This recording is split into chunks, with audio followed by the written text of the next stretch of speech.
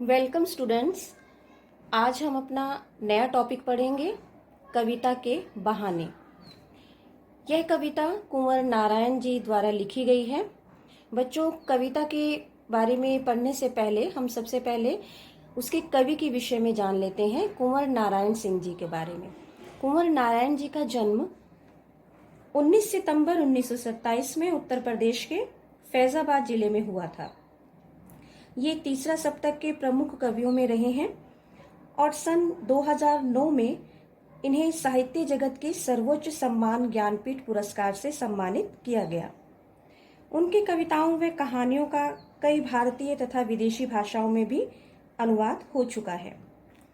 अपनी इस कविता में कुंवर नारायण ने कविता की व्यापकता अर्थात उसके विस्तृत रूप का वर्णन किया है और उसके विस्तृत रूप के बारे में हमें दर्शाया है। आइए सुनते हैं कविता की व्याख्या।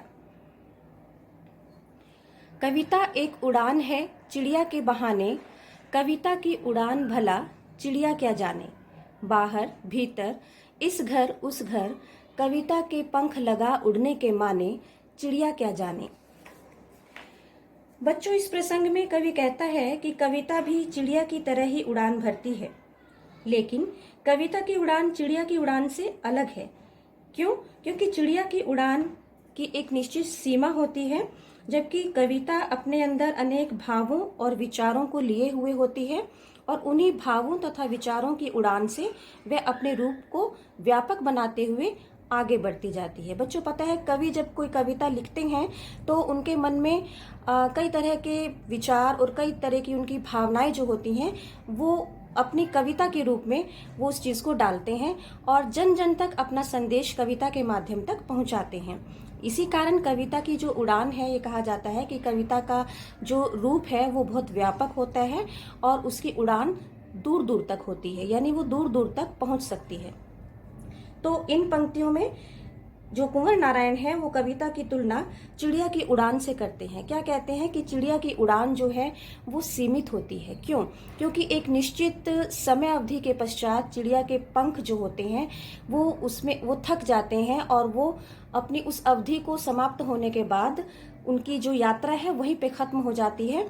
लेकिन कविता की जो यात्रा है वो खत्म नहीं होती है, क्योंकि कविता अपनी कल्पना के माध्यम से, कल्पना के पंखों से उड़ती है, जिसके कारण कविता की उड़ान और चिड़िया की उड़ान ये दोनों अलग अलग हैं, सर्वथा भिन्न हैं। आगे हम नेक्स्ट टॉपिक पढ़ते हैं।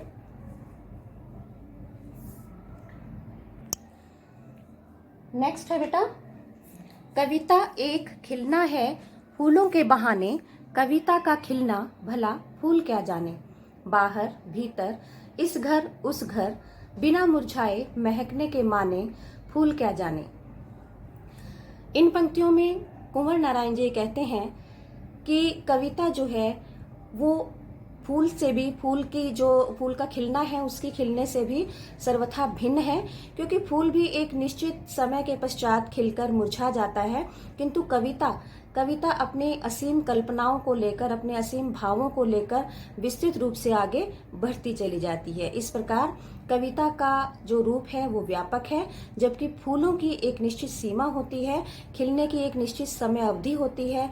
नीति के अनुसार जब उनका समय समाप्त हो जाता है तो फूल मुरझा जाते हैं।